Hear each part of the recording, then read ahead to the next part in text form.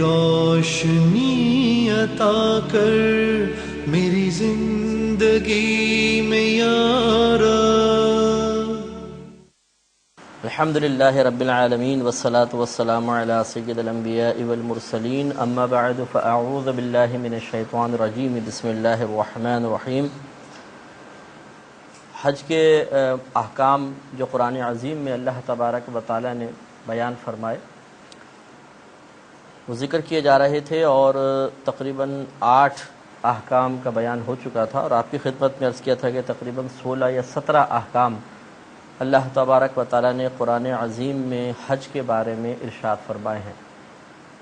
جبکہ اگر ویسے حج کے احکام کی تعداد دیکھی جائے تو ایک کثیر تعداد ہے، لیکن جیسے کہ بارہا اس پر گفتگو ہو چکی ہے کہ اللہ تبارک و تعالی نے قرآن عظیم میں جس بھی موضوع سے یا جس بھی عبادت سے متعلقہ احکام یا معاملے سے متعلقہ احکام بیان فرمائے وہ اجمالی طور پہ بیان فرمائے ہیں۔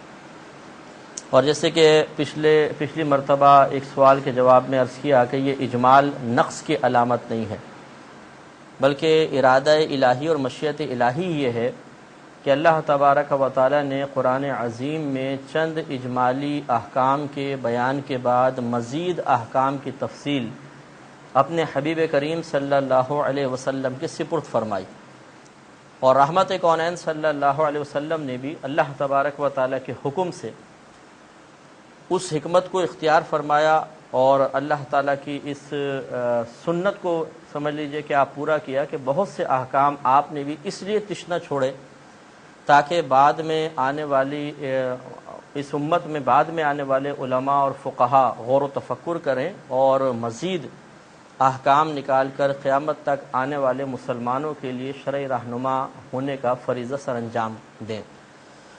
تو لہذا ضرورت اس بات کی ہے کہ سب سے پہلے تو کم از کم ہم قرآن پاک میں اللہ تبارک و تعالیٰ کے بیان کردہ احکامات کو جانیں، اور غور و تفکر اس بات پر کریں کہ بلا مبالغہ جب تک احادیث کریمہ سے رہنمائی حاصل نہ کی جائے کما حقہ فیض قرآن انسان حاصل نہیں کر سکتا ہے۔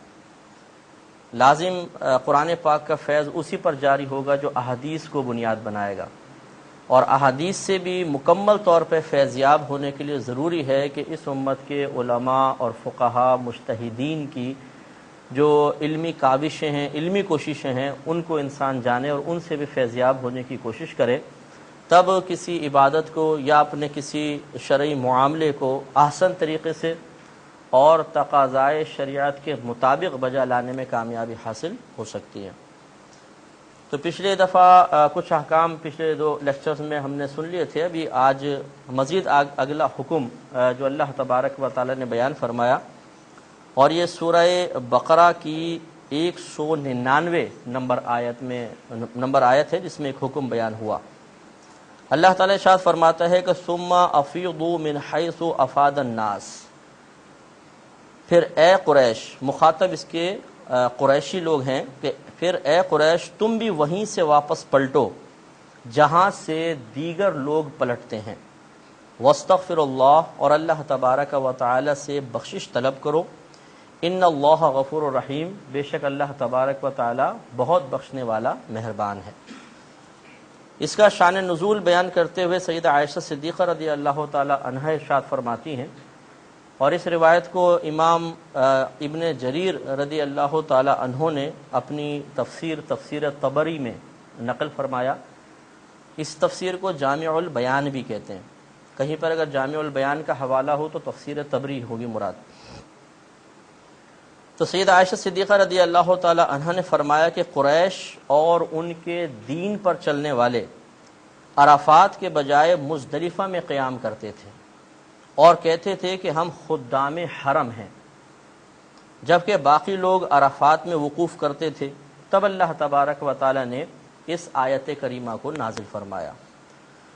گویا کہ قریش ہر معاملے میں تقریباً اپنے لیے ایک امتیازی حیثیت قائم کرنا پسند کرتے تھے، لہذا وقوف کے معاملے میں بھی اپنے لیے خدام حرم کا دعویٰ کرنے کے بعد انہوں نے ایک امتیازی مقام کا انتخاب کیا کہ ہم منی سے جائیں گے سیدھے مزدلفہ میں کر کے واپس جائیں گے، اور دعویٰ یہ تھا کہ ہم خدام حرم ہیں۔ تو اس کا تو انکار نہیں تھا کہ وہ خدام حرم واقعی تھے، لیکن یہ ضرور ہے کہ اللہ تبارک و تعالیٰ نے جو عبادات لازم کی تھیں، جس جن مقامات پہ سب لوگوں کا جانا لازم کیا تھا، وہ اس مقام کو ترک کیے ہوئے تھے اور اپنی انفرادی حیثیت قائم کرنے کی کوشش کر رہے تھے، اور اس طرح اپنے لیے کوئی امتیازی خصوصیت پیدا کرنا، کوئی امتیازی حیثیت قائم کرنے کی کوشش کرنا کہ جس سے اللہ تبارک و تعالیٰ کے کسی حکم کو پورا کرنا ممکن نہ ہو یا اس میں کوتاہی کا ارتکاب ہو رہا ہو، یہ غیر مناسب ہوتا ہے۔ تو پھر یہ آیت کریمہ نازل ہوئی کہ سب لوگ مینا سے پہلے عرفات جاتے ہیں، پھر مزدلفہ، پھر مینا آتے ہیں، تو تم بھی یہی طریقہ اختیار کرو کہ پہلے تم عرفات جاؤ اور پہلے مینا جاؤ، جیسے 8 ذوالحجہ کو مینا جاتے ہیں، پھر عرفات، پھر مزدلفہ، اور پھر اس طرف آئیں۔ تو ویسے دیکھیں، اب وہی بات ہے جو ہم نے پچھلی مرتبہ بھی عرض کی تھی کہ اس آیت کریمہ کا نزول خاص ہے کہ یہ قریش کے لیے نازل ہوئی، لیکن اللہ تبارک و تعالی نے اس کے حکم کو قیامت تک کے مسلمانوں کے لیے عام رکھا، لہذا اب کوئی شخص ایسا نہیں کر سکتا ہے کہ وقوف عرفہ کو چھوڑ دے اور مزدلفہ سے ہی وہ ڈائریکٹ مینا چلا جائے۔ اگر ایسا کرے گا تو اس کا حج ہوگا ہی نہیں، کیونکہ یہ تو کفار قریش کرتے تھے، کیونکہ وہ بھی حج کیا کرتے تھے اس زمانے میں، اور اپنا ان کا ایک طریقہ تھا۔ تو اللہ تبارک و تعالیٰ نے ان کے اس تکبر کو، اس امتیازی خصوصیت کو ختم فرمایا، یا امتیازی خصوصیت قائم کرنے کی اس کوشش کی مذمت بیان فرمائی، اور میدان عرفات میں حاضری کو لازم قرار دیا۔ لہٰذا اب قیامت تک ہر مسلمان پہ لازم ہے کہ جس ترتیب کے ساتھ نبی کریم صلی اللہ علیہ وسلم نے اور جس حکم قرآنی کی روشنی میں نبی کریم صلی اللہ علیہ وسلم نے مناسک ادا فرمائے، اسی طریقے کو اختیار کرے۔ اگر اسے چھوڑے گا تو گناہ گار بھی ہوگا یا اپنے حج کو ضائع کروا بیٹھے گا، کیونکہ وقوف عرفہ یہ حج کا رکن اعظم ہے۔ 2 رکن ہیں، ایک طواف الزیارہ اور ایک وقوف عرفہ، تو اگر وقوف عرفات کو ترک کر دے گا تو اس کا حج ہی نہیں ہوگا۔ جو دلوں میں نور کر دے وہی روشن۔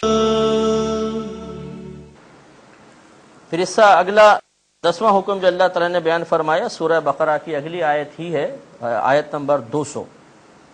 اس میں اللہ تعالیٰ نے ارشاد فرمایا کہ فَإِذَا قَضَيْتُم مَنَاسِكَكُمْ، پھر جب تم اپنے حج کے مناسک یعنی رسومات ادا کر چکو، فَاذْكُرُوا اللَّهَ، تو اللہ تبارک و تعالی کا ذکر کرو، كَذِكْرِكُمْ آبَاءَكُمْ، جیسے تمہارا اپنے آباء و اجداد کا ذکر کرنا، او اشد ذکراً، یا اس سے بھی زیادہ ذکر کرو، یعنی اللہ تبارک و تعالی کا ذکر ویسا ہی کرو یا اس سے بھی زیادہ کرو۔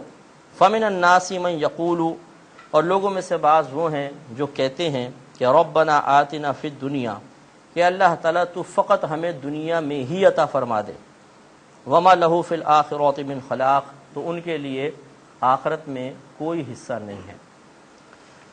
تو اس میں جو شروع میں اللہ تعالیٰ نے فرمایا کہ جب تم حج کے مناسک ادا کر چکو، اب امر ہے کہ فَاذْكُرُوا اللَّهَ، تو اللہ تبارک و تعالیٰ کا ذکر کرو جیسے تم اپنے آباء و اجداد کا ذکر کرتے ہو۔ اس کے تحت بھی جامع البیان میں یہ روایت درج ہے کہ کیوں آیت نازل ہوئی تھی۔ حضرت انس رضی اللہ تعالی عنہ اس کے راوی ہیں، اور یہ ابن جریر رحمۃ اللہ علیہ بعض اوقات اپنی سند سے حدیثیں روایت کرتے ہیں۔ پہلی والی جو سیدہ عائشہ صدیقہ رضی اللہ تعالی عنہا والی حدیث ہے، یہ بھی اپنی سند ہے ان کی، اور یہ والی سند بھی ان کی اپنی ہے۔ تو حضرت انس رضی اللہ تعالیٰ عنہ راوی ہیں، کہتے ہیں کہ لوگ حج میں اپنے آباء و اجداد پر فخر کرتے تھے۔ تو کوئی تو یہ کہتا تھا کہ میرا باپ بڑے لوگوں کو کھانا کھلاتا تھا، کوئی کہتا تھا کہ وہ بڑا تلوار کا ماہر تھا، کوئی یہ کہتا تھا کہ میرے باپ نے اتنے لوگوں کی گردنیں اڑا دیں، یعنی حج کی مناسک سے فارغ ہو کر سارے بیٹھ جاتے تھے اور پھر اپنے آباء و اجداد کا ذکر کرتے تھے۔ اللہ تعالیٰ نے اس چیز کی مذمت بیان فرمائی کہ اب یہ چیزیں نہ کرو۔ کسی کا کسی فعل میں ماہر ہونا یہ اس کی بزرگی کی علامت نہیں ہے، جب تک کہ وہ ایمان کی حالت میں نہ ہو اور وہ فعل اللہ تعالیٰ کی رضا کی خاطر نہ ہو، کیونکہ لازم بات ہے کہ کوئی اللہ کی رضا کی خاطر جنگ کرے گا، اللہ کی رضا کی خاطر دیگر نیک اعمال کرے گا، کھانے وغیرہ کھلائے گا، تو قابل فخر بات ہے، قابل اطمینان بات ہے، اور تحدیث نعمت کے طور پہ ذکر کرنا اچھا ہے۔ لیکن یہ لوگ صرف اپنے نفسانی خواہشات کے تابع ہو کر ذکر کیا کرتے تھے. اللہ تعالیٰ نے اس سے منع فرمایا، فرمایا اس کی جگہ اللہ کا ذکر کرو. اب یہاں دو حیثیتیں ہیں امر کی. ایک تو یہ ہے کہ ایک اس طرح سمجھ میں آ رہا ہے کہ اللہ تعالیٰ نے فرمایا کہ اللہ کا ذکر کرو، تو گویا کہ مناسک ختم کرنے کے بعد اللہ کا ذکر کرنا واجب ہونا چاہیے. اور یا پھر اس کا پہلو یہ ہے کہ اس اپنے آباء و اجداد کے ذکر کے بجائے اللہ تعالیٰ کا ذکر کرو، جو ہے تو بطریق استحباب، لیکن اگر تم اس کو چھوڑ کے پھر وہی جاہلانہ طریقہ اختیار کرو گے تو گناہ گار ہوگے. تو یہاں یاد رکھیں یہ دوسرا والا ہی مفہوم ہے کہ ایسا نہیں ہے کہ مناسک حج ختم کرنے کے بعد ہمارے لیے وہاں ذکر کرنا فرض یا واجب ہو کہ اگر ترک کریں گے تو گناہ گار ہو جائیں گے، بلکہ ذکر کرنا مستحب ہے. ہاں اپنے آباء و اجداد کا تفاخراً ذکر ترک کرنا واجب ہے، جیسے کہ اللہ تبارک و تعالیٰ نے ان لوگوں کی مذمت فرمائی اور انہیں منع کیا کہ تم اس طرح اپنے آباء و اجداد کا ذکر نہ کیا کرو. لہٰذا اب جیسے مثال کے طور پہ حج کے مناسک ختم ہوتے ہیں، تقریباً وہ مینا کے اندر فارغ جب ہوتے تھے، جیسے مزدلفہ سے آئے، بڑے شیطان کو کنکریاں ماریں اور اس کے بعد پھر قربانی وغیرہ کی، حلق کروایا. ان کا طریقہ تھوڑا سا مختلف تھا، لیکن بہرحال جو حج کے یہ اب ہمارے لیے طریقہ کار کیا ہوگا کہ جیسے مثال کے طور پہ ہم مزدلفہ سے مینا آئے اور یہاں پر آنے کے بعد بڑے شیطان کو کنکری ماری، اس کے بعد قربانی کی، اس کے بعد حلق وغیرہ کرا کر احرام کی پابندیوں سے فارغ ہو گئے. اب فارغ ہونے کے بعد پھر اللہ تعالیٰ کا ذکر کرنا افضل اور مستحب ہے، وہ کرنا چاہیے. ہاں اگلی آیت جو ہے اس سے اشارہ اس طرف ملتا ہے اگر دیکھا جائے تو، اگر ان دونوں آیتوں کو ملایا جائے، جیسے سورہ بقرہ کی آیت نمبر 203 ہوگی جو اگلی ہم بیان کریں گے، جس میں تکبیرات تشریق کا اللہ نے ذکر فرمایا ہے. لیکن ایک طرف یہ والی پہلی والی آیت جو ہم نے 200 نمبر آیت بیان کی، اس میں اللہ تعالیٰ نے چونکہ مخصوص مطلب مخصوص ذکر نہیں مراد لیا، بلکہ کسی بھی دن کے ساتھ، ایام کے ساتھ خاص نہیں کیا، تو مطلقاً ذکر مراد لے کر اسے مستحب قرار دیا جا سکتا ہے. لیکن اگلا جو اللہ تعالیٰ نے اگلی آیت بیان فرمائی، اس میں مخصوص ایام میں ذکر کرنے کو اللہ تعالیٰ نے لازم قرار دیا ہے، اور اس سے پھر تکبیرات تشریق مراد لیتے ہیں جو کہ واجب ہیں. اب اگر اس پہلے والی آیت کو اسی آیت کے تناظر میں دیکھیں اور تکبیر تشریق مراد لے لیا جائے تو پھر یہ ذکر واجب کے درجے میں آ جائے گا، کیونکہ تکبیرات تشریق واجب ہیں.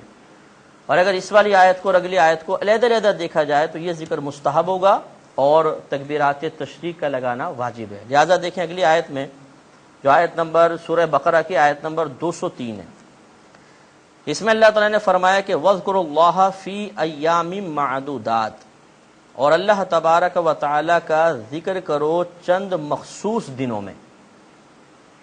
اب یہاں دن مخصوص کر دیے نا، یہاں تو نہیں تھا بس فرمایا کہ فارغ ہو تو اللہ کا ذکر کرو، یہاں فرمایا مخصوص دنوں میں اللہ کا ذکر کرو. پھر فرمایا کہ فمن تعجل فی یومین، اور جس نے جلدی کی 2 دنوں میں، فلا اثم علیہ، تو اس پر کوئی گناہ نہیں ہے. ومن تأخر، اور جس نے مؤخر کیا یعنی اپنے جانے کو مؤخر کیا، فلا اثم علیہ، تو اس پر بھی کوئی گناہ نہیں ہے. لمن اتقى، یہ حکم اس شخص کے لیے ہے جو پرہیزگار ہو یا جس نے تقوی اختیار کیا. واتقوا اللہ، اور اللہ تعالیٰ سے ڈرو. واعلموا، اور جان لو کہ انکم الیہ تحشرون، کہ بے شک تم اسی ذات بابرکت کی طرف جمع کیے جاؤ گے. تو پہلی بات تو اس میں وضاحت یہ ہے کہ وَاذْكُرُوا اللَّهَ فِي أَيَّامٍ مَّعْدُودَاتٍ، اللہ تعالیٰ نے فرمایا کہ چند مخصوص دنوں میں اللہ تعالیٰ کا ذکر کرو. اس سے مراد ہیں تکبیرات تشریق. عند الاحناف 9 ذوالحجہ کی فجر کے بعد سے یہ شروع ہوں گی اور 13 کی عصر تک یہ تکبیرات لگائی جاتی ہیں. اور ہر اس نماز کے بعد جو جماعت مستحبہ کے ساتھ باقاعدہ ادا کی گئی ہو، اس میں جماعت کے بعد کم از کم ایک بار بلند آواز سے لگانا واجب اور 3 مرتبہ سنت و مستحب ہوتا ہے. لہذا اب یہ تکبیرات جو ہیں ہر اس شخص پہ واجب ہوں گی جو جماعت سے نماز ادا کرے گا، جس پر جماعت واجب ہے اور جماعت سے نماز ادا کر رہا ہے. لہذا معلوم ہوا کہ بچوں پر واجب نہیں، خواتین پر واجب نہیں، اکیلے نماز پڑھنے والے پر واجب نہیں، منفرد پر واجب نہیں ہوگی.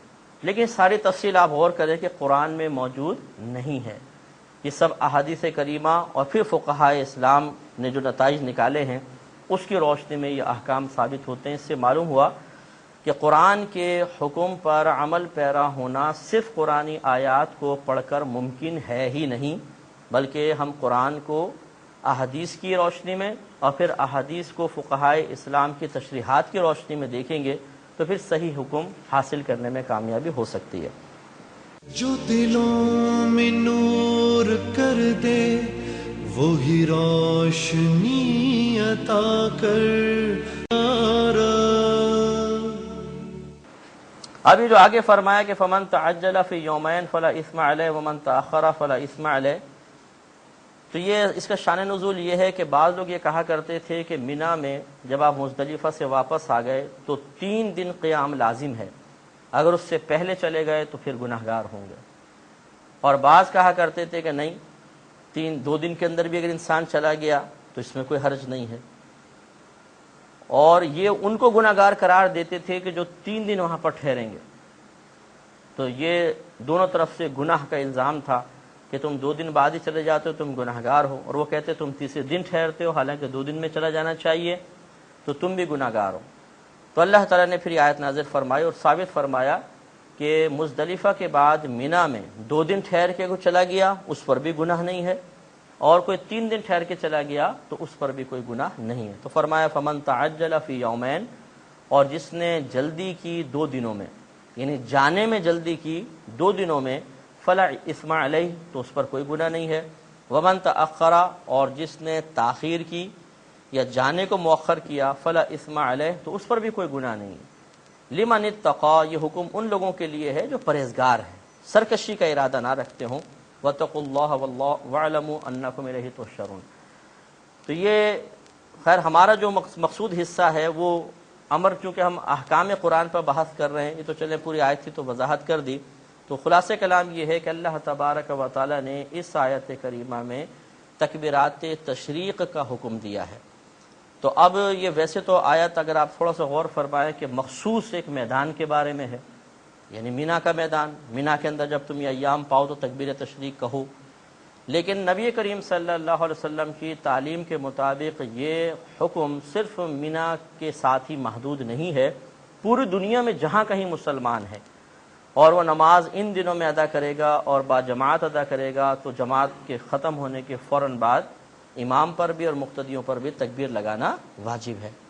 تو وہی پھر میں بار بار اس طرف اس لیے نشاندہی کر رہا ہوں تاکہ ہمارے وہ سننے والے جو ہمارے اس پروگرام کے ذریعے الحمدللہ اس کلاس میں شرکت کی سعادت حاصل کر رہے ہیں، ان کے ذہن میں اچھی طرح یہ بات راسخ ہو جائے کہ اس بات کا دعویٰ کرنا کہ قرآن ہی سب کچھ ہے، حدیث کی کوئی ضرورت نہیں ہے، اسی طرح فقہائے اسلام کی کوئی ضرورت نہیں ہے، جب تک ان 2 ذرائع کو اختیار نہیں کیا جائے گا قرآن سمجھنا اور اس کے احکام پہ مکمل طور پہ عمل کرنا یہ ہمارے لیے ممکن نہیں ہے.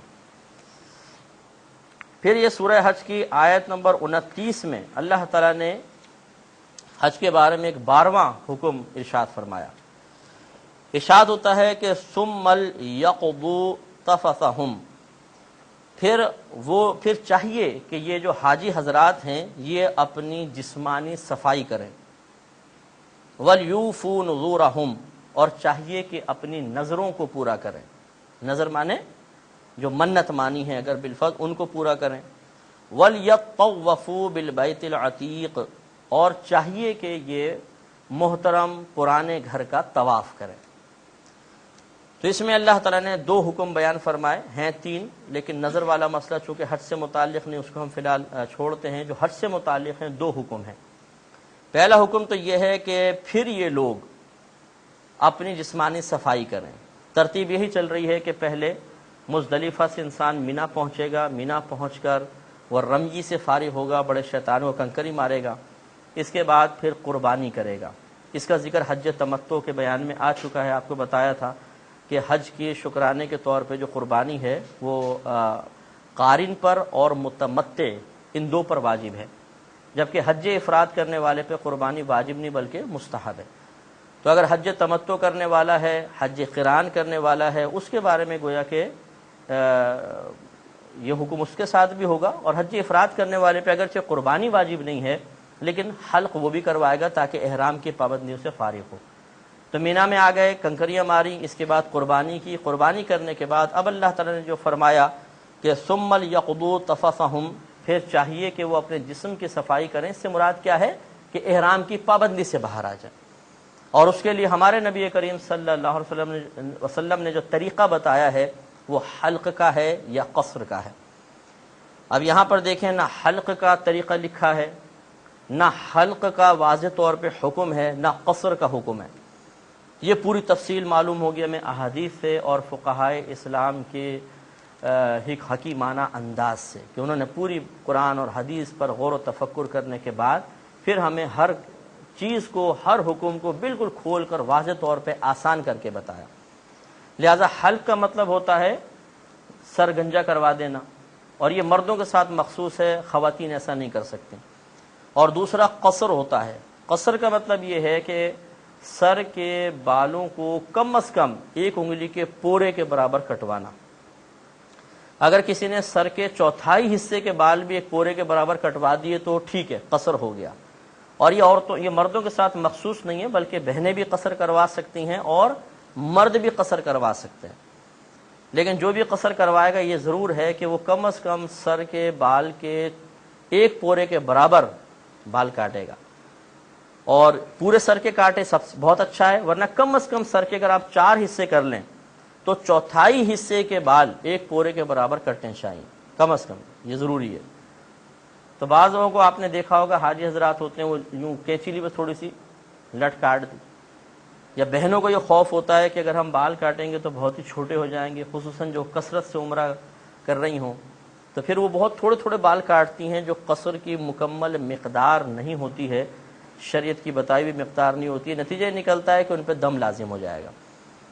اس لیے ضروری ہے کہ قصر اور حلق میں تو بہت آسانی ہے کہ پورے بال ہی صاف ہو گئے، لیکن قصر کے اندر اچھے طریقے سے اطمینان قلب کرنا چاہیے، اور کسی صحیح مسئلہ جاننے والے کو ذرا دکھا لینا چاہیے بھئی اتنے بال صحیح ہیں، کہ ہاں ٹھیک ہے چلیں پھر کر لیں، یا کم از کم 1 انگلی کے پورے کے برابر۔ بعض بہنیں ایسے کرتی ہیں کہ بال لے کے اس کو لپیٹتی ہیں انگلیوں کے اوپر، یوں لپیٹ کے پھر کاٹ لیتی ہیں، یہ بھی صحیح ہے کہ وہ 1 پورے کے برابر بن جاتے ہیں۔ تو بہرحال یہ اللہ نے فرمایا کہ حلق کروائیں، تو معلوم یہ ہوا کہ حلق واجب ہے۔ یہاں پہ یہ وجوب کا مطلب حکم ہے کہ احرام کی پابندی سے باہر ہونے کے لیے حلق واجب ہے، اور اس کی وجہ یہ ہے کہ یہ قرآن کی نص قطعی سے ثابت نہیں ہے۔ مطلب یہ ہے کہ اس آیت کی وضاحت کے لیے مجتہد کو اپنی رائے دینی پڑے گی کہ تفصیل معنی کیا ہوتا ہے، جسم کی صفائی یہاں تو مراد ہے، لیکن مقصد اصل کیا ہے، حلق کا بیان۔ تو جب کوئی آیت ایسی ہو کہ صراحتاً واضح طور پر جو یہاں موقف ہے اس پہ واضح طور پر دلالت نہ کر رہی ہو، رہنمائی نہ کر رہی ہو، تو اب جو حکم ثابت ہوگا وہ زیادہ سے زیادہ وجوب کا درجہ رکھے گا، اس سے اوپر نہیں جا سکتا، فرض نہیں۔ فرض ثابت ہوتا ہے بالکل واضح آیت کہ جس میں مجتہد کو اپنی رائے دینے کی کوئی ضرورت پیش نہ آئے، تب وہ فرض ثابت ہوگا۔ تو بہرحال حلق واجب ہے کروانا، لیکن ضروری ہے، اس کو ترک نہیں کر سکتے۔ اور اگلا جو حکم ہے کہ وَلْيَطَّوَّفُوا بِالْبَيْتِ الْعَتِيقِ، اور چاہیے کہ وہ اس محترم یا پرانے گھر کا طواف کریں۔ اس سے مراد طواف الزیارہ ہے۔ تو یہ طواف الزیارہ سے کم از کم 4 چکر فرض ہوتے ہیں، اور پورے پھر باقی 3 مزید چکر لگانا واجب ہیں، 4 چکر اس سے کم از کم فرض ہیں۔ تو یہ جیسے اب یہ جب آپ مینا سے آئیں گے، مزدلفہ سے آئیں گے مینا، تو 10 ذوالحجہ کا دن ہوگا جو قربانی کا دن ہوتا ہے، لیکن ابھی جو قربانی کر رہے ہیں وہ حج کے شکرانے کی قربانی ہے۔ آئے، کنکری ماری، قربانی کی، حلق کروا لیا، اب چاہیں تو اسی دن چلے جائیں اور طواف الزیارہ کر لیں، چاہیں تو اگلے دن بھی جا سکتے ہیں۔ تو یہ اللہ تعالیٰ نے دوسرا حکم اسی میں بیان فرمایا کہ طواف الزیارہ کیا جائے، اور طواف الزیارہ فرض ہے، کیونکہ واضح طور پہ اللہ تعالیٰ نے بیان فرمایا پھر چاہیے کہ لوگ کعبۃ اللہ کا طواف کریں۔ اس میں کوئی تعویل کی ضرورت نہیں ہے، کسی وضاحت کی ضرورت نہیں ہے، لہٰذا فرض ثابت ہوگا۔ تو معلوم ہوا کہ یہ والا طواف فرض ہے، اور اس کی نشاندہی نبی کریم صلی اللہ علیہ وسلم نے اپنے عمل کے ذریعے فرما دی، اپنے اقوال کے ذریعے فرما دی کہ یہ طواف فرض ہوگا۔ تو یہ الفاظ پر بھی غور کریں تو فرضیت ثابت ہوتی ہے کیونکہ وَلْيَطَّوَّفُوا بِالْبَيْتِ الْعَتِيقِ اس آیت کی وضاحت کے لیے مجتہد کو اپنی رائے دینے کی کوئی ضرورت نہیں ہے. تو یہ معلوم ہوا کہ طواف الزیارہ کا حکم بھی قرآن عظیم میں موجود ہے. پھر سورہ بقرہ آیت نمبر 125 ہے. اس میں اللہ تبارک و تعالی نے ارشاد فرمایا کہ وَاتَّخِذُوا مِن مَّقَامِ إِبْرَاهِيمَ مُصَلًّى، اور یہ حاجی حضرات جو ہیں یہ مقام ابراہیم کو جائے نماز بنائیں، یعنی مقام ابراہیم پہ کھڑے ہو کر نماز ادا کریں. مقام ابراہیم وہ مقام کہلاتا ہے جہاں پر کھڑے ہو کر حضرت ابراہیم علیہ الصلاۃ والسلام نے کعبۃ اللہ کی تعمیر فرمائی تھی. تو بطریق معجزہ آپ کے قدمین شریفین کے نشان وہاں ثبت ہو گئے تھے. اب بھی وہ نشان موجود ہیں اور وہاں پر ایک حلقہ کٹھیرا جیسا بنا دیا ہے اور لوگ اس کی زیارت کرتے ہیں. تو اس سے آیت سے یہ بھی ثابت ہوا کہ جہاں اللہ تبارک و تعالیٰ کے متبرک اور محبوب بندوں کے قدم لگ جاتے ہیں وہ جگہ ببرکت ہو جاتی ہے اور وہاں پر عبادت ادا کرنا مستحسن ہے، کہ اللہ تعالیٰ نے خود یہاں پہ مقام ابراہیم پر نماز ادا کرنے کا حکم ارشاد فرمایا. تو یہ اصل میں طواف کے بعد. اب دیکھیں آیت کیا کہہ رہی ہے، مقام ابراہیم پہ نماز پڑھو. کتنی رکعتیں پڑھیں؟ فرض، واجب، نفل. طواف سے پہلے، طواف کے بعد. کوئی دن خاص مخصوص ہے، رات میں پڑھیں، دن میں پڑھیں، کوئی وضاحت نہیں. وضاحت ہوگی نبی کریم صلی اللہ علیہ وسلم کی طرف سے. لہٰذا پھر وہی بات اپنے ذہن میں اچھی طرح ہمیں بٹھانی چاہیے کہ ہمارے نبی کریم صلی اللہ علیہ وسلم کی حدیثوں کو سمجھے بغیر، ان سے اکتساب فیض کیے بغیر قرآن کو سمجھنا، اس پر عمل کرنا اور قرآنی احکامات کو پورا کرنے کی سعادت حاصل کرنا ناممکن ہے. لہذا بخاری جلد نمبر 1 صفحہ نمبر 58 پر حضرت عمر فاروق رضی اللہ تعالی عنہ راوی ہیں، یہ کہتے ہیں کہ نبی کریم صلی اللہ علیہ وسلم نے کعبۃ اللہ کے 7 چکر لگائے، پھر مقام ابراہیم کے پیچھے 2 رکعت نماز پڑھی اور اس کے بعد صفا و مروہ کے درمیان سعی فرمائی. تو اب دیکھیں واضح ہو گئی بات، یعنی حدیث اسی آیت کے تحت یہ لائی گئی ہے حدیث بخاری میں کہ نبی کریم صلی اللہ علیہ وسلم نے طواف الزیارہ فرمایا اور اس کے بعد مقام ابراہیم پر آ کر 2 رکعت نماز ادا فرمائی. اور یہ 2 رکعت نفل نماز تھی، لیکن ادا کرنا اس کا واجب ہے. ادا کرنا واجب ہے اس لیے کہ قرآن میں اللہ تعالیٰ نے اس کا حکم ارشاد فرمایا. فرض کیوں نہیں ہے؟ آپ تھوڑا سا خود ہی اندازہ کر سکتے ہیں کہ اس آیت میں اللہ نے یہ تو فرمایا کہ مقام ابراہیم کو جائے نماز بناؤ، لیکن ابھی بھی ابہام ہے. کتنی نماز پڑھیں، کتنی رکعت پڑھیں، کون سی نماز پڑھیں؟ لہٰذا یہ آیت یہ تو کہہ رہی ہے کہ نماز پڑھو، لیکن کتنی رکعتیں اس کی وضاحت نہیں ہے. اس کی وضاحت پھر حدیث سے حاصل ہوئی.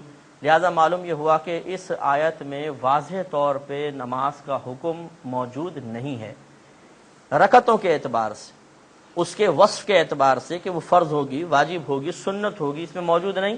اور جب اس طرح کی کوئی آیت موجود ہو جس کو وضاحت چاہیے ہو، جس میں موجود حکم کو اپنانے کے لیے پہلے ہمیں حدیثیں یا مجتہدین کی رائے کو دیکھنا پڑے، وہ آیات مؤولہ کہلاتی ہیں اور ان سے فرض ثابت نہیں ہوتا بلکہ واجب ثابت ہوتا ہے. لہذا معلوم ہوا کہ 2 رکعتیں پڑھنا ہم پر واجب ہیں اور یہ طواف کی 2 رکعتیں کہلاتی ہیں. شرعی حیثیت نفل کی ہے لیکن ان کی ادائیگی ہم پر واجب ہے. اگلا حکم اللہ تعالیٰ نے سورہ مائدہ کی آیت نمبر 1 میں بیان فرمایا. ارشاد ہوتا ہے یا ایھا الذین آمنو، اے ایمان والو، اوفوا بالعقود، اپنے وعدوں کو، پختہ عہدوں کو پورا کرو. احلت لکم بہیمۃ الانعام، تمہارے لیے مویشی حلال قرار دیے گئے ہیں. الا ما یتلی علیکم، سوائے ان جانوروں کے جو ابھی آگے تم پر تلاوت کیے جائیں گے. غیر محل الصید، اب استثناء فرمایا، لیکن وہ جانور حلال نہیں، لیکن جب تم حالت احرام میں ہو تو مذکورہ حلال جانوروں کا شکار حلال مت سمجھو.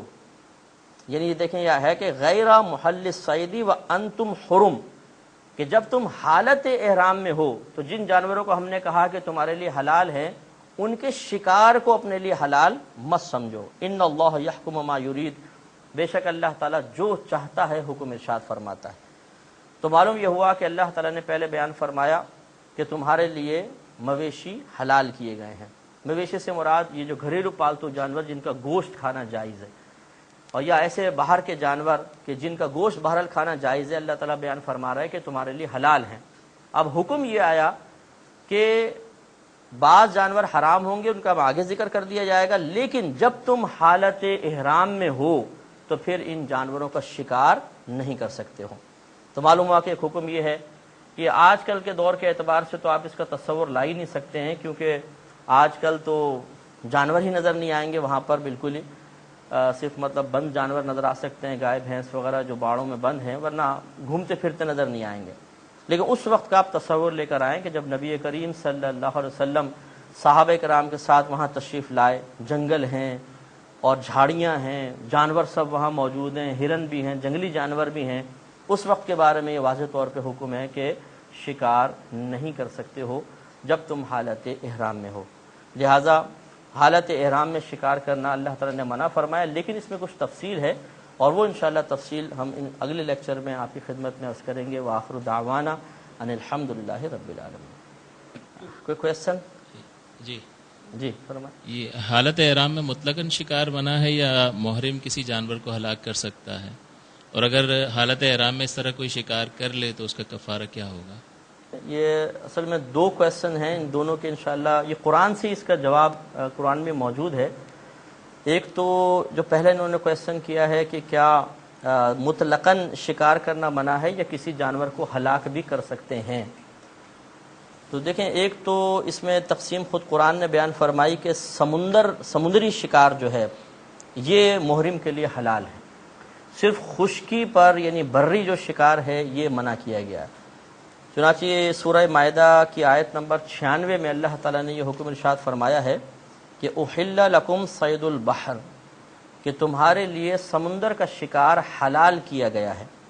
وطعامہ متاعا لکم وللسیارۃ، اور اس سمندر کا کھانا ایک نفع ہے تمہارے لیے بھی اور مسافروں کے لیے بھی. وحرم علیکم صید البر، اور حرام کیا گیا ہے تم پر بر کا شکار یعنی خشکی کا شکار حرام کیا گیا ہے، ما دمتم حرمن، جب تک تم حالت احرام میں ہو. تو اس آیت نے آپ کے سوال کا جواب دے دیا کہ حالت احرام میں سمندری شکار جائز ہے، خشکی کا شکار کرنا منع ہے. جو دلوں میں نور کر دے وہی روشنی عطا کر. اور ضمناً ایک حدیث بھی آپ کی خدمت میں عرض کر دیتا ہوں کہ جس میں نبی کریم صلی اللہ علیہ وسلم نے حالت احرام میں 5 چیزوں کو ہلاک کرنے کی اجازت مرحمت فرمائی. گویا کہ جانوروں کو ہلاک کرنا حرام تھا، لیکن نبی کریم صلی اللہ علیہ وسلم نے 5 جانوروں کا استثناء فرما دیا ہے. یہ مسلم کی حدیث ہے، حدیث نمبر 2069 ہے، 2069 حدیث نمبر ہے، اور سیدہ عائشہ صدیقہ رضی اللہ تعالی عنہا اس کی راویہ ہیں. یہ کہتی ہیں کہ نبی کریم صلی اللہ علیہ وسلم نے ارشاد فرمایا کہ خمس فواسق، 5 چیزیں فواسق ہیں. جیسے فاسق سے ہمیں نقصان پہنچتا ہے، فاسق و فاجر سے، ایسی 5 چیزیں گویا کہ نقصان پہنچانے والی ہیں. یقتلنا فی الحل والحرم، انہیں قتل کیا جائے چاہے حل ہو چاہے حرم. وہ کون کون سی ہیں؟ پہلا فرمایا الحیۃ، سانپ، والغراب الابقع، اور ابقا کوا. ابقا کوا وہ تھا کہ جس کے اوپر اور نیچے پیٹ پر اور کمر پہ سفیدی ہوتی تھی، سرکار نے اس کو مارنے کو اجازت مرحمت فرمائی. والفأرۃ، اور چوہا. والکلب العقور، اور کاٹنے والا کتا. والحدیہ، اور چیل. ان 5 کو سرکار نے فرمایا کہ حالت احرام میں حدود حرم میں ان کو شکار، ان کو مارنا جائز ہے، کیونکہ یہ تمام 5 کی 5 وہ چیزیں تھیں جو حاجیوں کو نقصان پہنچاتی تھی. چیلیں سامان جھپٹ کے لے جاتی تھیں، کوے سامان کھا لیتے تھے، چوہا سامان خراب کرتا تھا. نبی کریم نے ان 5 کو مارنے کی اجازت مرحمت فرمائی.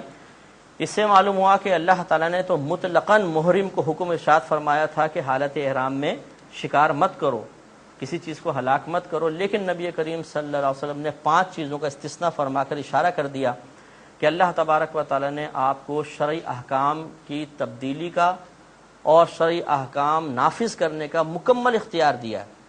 آپ جس کو چاہیں حلال کریں اور جس کو چاہیں حرام کریں. اس کے اوپر اور بھی حدیث آیت دال ہیں، لیکن فی الحال ہمارا یہ موضوع نہیں ہے، تو اس لیے اسی پہ اکتفا ہے. اور یہ جو آپ کا دوسرا کویشچن تھا کہ اگر حالت احرام میں بالفرض کوئی کسی جانور کو مار دیتا ہے تو اس کا کیا کفارہ ہوگا، تو اس کے لیے احناف کے نزدیک کفارہ یہ ہے کہ جو جانور ہلاک کیا گیا قریبی بستی میں جا کر اس جانور کی 2 عادل اشخاص سے قیمت لگوائیں. مثال کے طور پہ ہرن مارا تو قریب ترین بستی میں جا کر دو جو نیک پرہیزگار لوگ تلاش کر کے پوچھیں بھی اس کی کتنی قیمت ہوگی، جتنی قیمت وہ بتائے وہ صدقہ کرنی ہوگی. احناف کا مسئلہ یہی ہے. اور دیگر علماء اور خود احناف میں بعض علماء یہ کہتے ہیں کہ جیسا جانور ہے اس کی مثل دینا ہوگا. مثال کے طور پہ ہرن کو مارا ہے تو ہرن کے قد کاٹ کے بکرے یا بکریاں ہوتی ہیں تو اس کے بدلے میں بکرا بکری دے دی تو کفارہ مکمل ہو جائے گا. یہ اور مزید مطلب قرآن میں ہی ہے، جیسے میں آیت عرض کرتا ہوں کہ یا تو یہ کفارہ دے دے آدمی. قرآن یہ کہتا ہے کہ یا تو آپ اس جانور کے بدلے ایک جانور دیں، یا دوسرا جتنا جانور کی قیمت بنتی ہو اتنا کسی مسکین کو صدقہ کر دیں، جس کو احناف نے اختیار کر لیا کہ جانور کی قیمت کے برابر. اور یا پھر اتنے روزے رکھ لے آدمی کہ جتنے اس پیسے سے فدیہ ادا کر سکتا ہے. مثال کے طور پہ فدیہ وہی 2 کلو 50 گرام آٹے کی قیمت ایک صدقہ فطر کی مقدار ہے. مثال کے طور پہ ہرن مار دیا، ہرن کی قیمت نکالی تو 6 اس سے فدیہ بنتے ہیں، تو بس 6 روزے رکھ لے گا تو اس کا کفارہ ادا ہو جائے گا. یہ ترتیب خود قرآن دیکھیں بیان کر رہا ہے. اللہ تعالی ارشاد فرماتا ہے سورہ مائدہ کی آیت نمبر 95 میں ارشاد ہوتا ہے یا ایھا الذین آمنو، اے ایمان والو، لا تقتلوا الصید وانتم حرم، کہ تم شکار کو ہلاک نہ کرو، شکار نہ کرو اس حال میں کہ تم احرام میں ہو، یعنی حالت احرام میں ہو. ومن قتلہ منکم متعمدا، اور جس نے جانور کو جان بوجھ کر قتل کیا، فجزاء مثل ما قتل من النعم، تو اس کا بدلہ اس جانور کی مثل ہے جس کو قتل کیا گیا. یحکم بہ ذوی عدل منکم، یہ حکم کرے گا اس جانور کا، حکم کریں گے اس جانور کا تم میں سے 2 عادل شخص. ہدیا بالغ الکعبۃ، یہ ہدیہ ہوگا، ہدیہ سے مراد قربانی کے لیے جانور ہوگا کعبہ کو پہنچنے والا. یعنی گویا کہ اگر وہ جب بتائیں گے کہ بھئی اس کی مثل یہ جانور ہے، اس کو آپ کو ذبح کرنا ہے، تو پھر وہ حدود حرم میں ذبح کروانا ہوگا. او کفارۃ طعام مساکین، یا چند مساکین کا کفارہ، چند مساکین کے کھانے کا کفارہ یہ دے دو. او عدل ذالک صیامن، یا اس کے برابر روزے، عدل ذالک اس کے مثل، اس کے برابر کے روزے. یہ اب اللہ تعالیٰ نے دیکھے بیان فرمایا نمبر 1 جانور کی مثل دے دو، یا اور وہ حدود حرم میں ذبح ہوگا. دوسرا فرمایا کہ یا پھر مساکین کو کھانا کھلاؤ، اور یا پھر فرمایا کہ جتنا مساکین کو کھانا کھلاؤ گے اس کے برابر روزے رکھ لو. تو وضاحت یہی ہے جو میں نے آپ کی خدمت میں عرض کی کہ ہم احناف یہ کہتے ہیں کہ جانور کی حقیقتاً قیمت لگوائی جائے گی اور قیمت صدقہ کی جائے گی. بعض علماء کہتے ہیں اس کے ظاہر آیت کو دیکھتے ہوئے کہ حدود حرم میں اس کی مثل جانور بھیجنا ہوگا جو ذبح ہوگا. اگر وہ نہیں کر سکتے تو پھر جتنا اس مالیت جانور جتنی مالیت کا بن رہا ہوگا اس کا اندازہ کر کے اتنے صدقہ فطر بناؤ. مثال کے طور پر جتنی مالیت بنی آپ نے دیکھا کہ اس کو اگر ہم ایک صدقہ فطر میں بانٹنا شروع کر دیں تو 8 یا 10 صدقہ فطر بن جاتے ہیں، تو بس اتنے مساکین کو وہ صدقہ فطر دے دیجئے. اور یا پھر ان کے برابر روزے، مثال کے طور پہ اندازہ ہوا رقم اتنی ہے، اگر اس کو فدیوں میں بدلے تو 8 فدیے بنیں گے، لیکن ہے آدمی غریب استطاعت نہیں رکھتا کہ فدیہ ادا کرے، تو پھر وہ 8 روزے رکھے گا. یہ قرآن کا ایک پورا اصول ہے جو اللہ تعالیٰ نے اس میں بیان فرمایا. تو یہ کل اللہ تعالیٰ نے تقریباً 16 کے قریب احکام تھے جو ہم نے بالترتیب دیکھے. 2 سوالات کے ضمن میں آ گئے اور باقی آپ کی خدمت میں ویسے عرض کیے. تو خلاصہ کلام یہ ہے کہ اللہ تعالیٰ نے قرآن عظیم میں حج تمتع کا بیان فرمایا، طواف الزیارہ کا بیان ہوا، سعی کا باقاعدہ حکم نہیں ہے، ذکر ہے. جیسے میں نے بتایا تھا کہ اللہ تعالیٰ نے صفا اور مروہ کو اپنا شاعر قرار دیا اور اس کے درمیان فرمایا کہ ان کے درمیان چکر لگانے میں تمہارے لیے کوئی گناہ نہیں ہے، لیکن وہ حکم نہیں ہے، اس لیے ہم نے حکم کو چھوڑا. مطلب اس کو چھوڑ دیا، صرف احکام لیے ہیں۔ احکام کے اعتبار سے آپ دیکھیں جس میں اللہ تعالیٰ باقاعدہ اپنے مکلف بندوں کو خطاب فرما رہا ہے اور کسی کام کا حکم دے رہا ہے، وہ تقریباً 16 احکام ہیں۔ اور ان احکام کو دیکھا جائے اور ان احکام کی روشنی میں حج کو ادا کرنے کی کوشش کی جائے تو قدم قدم پہ انسان کو تکلیفوں، پریشانیوں اور تشنگیوں کا سامنا کرنا پڑے گا۔ لہٰذا حج جیسی عظیم عبادت کو پورا کرنے کے لیے وہ شخص کہ جو صرف یہ دعویٰ کرتا ہے کہ قرآن سب کچھ ہے، وہ حج کر کے دکھائے، وہ انشاءاللہ حج نہیں کر سکتا۔ اسے لازم حدیثوں کو ملانا ہوگا، اور احادیث کریمہ پڑھنے کے بعد بھی یہ دقت ہے کہ بہت سی چیزوں کی وضاحت نہیں ہو پائے گی۔ اس کے لیے پھر فقہائے اسلام کی رائے کو حاصل کرنا پڑے گا، تب کہیں جا کر ہم ایک اللہ تعالیٰ کی فرض کردہ عبادت کو احسن اور مکمل طریقے سے ادا کر سکتے ہیں۔ لہٰذا ابھی کم از کم جتنے آپ نے یہ قرآنی احکام سنے، ان کو ہمیں نوٹ کرنا چاہیے اور اس پہ بار بار غور و تفکر کرنا چاہیے، اور ان قرآنی احکام پر اس جہت سے، جیسے میں نے پہلے بھی عرض کیا تھا، آپ لازم غور کریں کہ کس آیت سے فرض ثابت ہوا، کس آیت سے واجب ثابت ہوا، اور کس آیت سے فرض اور واجب کچھ ثابت نہیں ہوا، حالانکہ اللہ حکم ارشاد فرما رہا ہے، بلکہ صرف ایک مستحب کام ثابت ہوا۔ یہ بھی انشاءاللہ آپ کو مزید اس خیال کو تقویت دلوائے گا کہ قرآن عظیم کو علماء اسلام کی ہدایت اور رہنمائی کے بغیر سمجھنے کی کوشش کرنا یہ انسان کو گمراہ کر سکتا ہے۔ ہم صرف ایک آیت کا ترجمہ کرنے کے بعد بعض اوقات یہ سمجھتے ہیں کہ اس میں اللہ کا حکم ہے اور اللہ کا حکم تو پورا کرنا لازم ہے، لیکن وہ لازم نہیں ہوتا، بلکہ وہ صرف مستحب ہے۔ انداز ایسا اختیار کر لیا گیا ہے کہ انسان اس انداز کو دیکھنے کے بعد یہ سمجھتا ہے کہ شاید یہ چیز مجھ پہ لازم قرار دی جا رہی ہے، حالانکہ لازم نہیں ہوتی ہے۔ تو اللہ تعالیٰ سے دعا ہے کہ رب کریم ہمیں قرآنی احکام کو مکمل طور پہ سمجھنے اور علماء کی رہنمائی میں سمجھنے کی توفیق عطا فرمائے، اور ان شرعی احکام کو مکمل طور پر اپنی زندگی میں نافذ کرنے کے لیے احادیث کریمہ اور ان احادیث کریمہ کو فقہا اور علماء اسلام کی روشنی میں ان کی تشریحات کو سمجھنے اور پھر ان کے اوپر عمل کرنے کی توفیق عطا فرمائے۔ آمین۔ وآخر دعوانا ان الحمد للہ رب العالمین۔ جو دلوں میں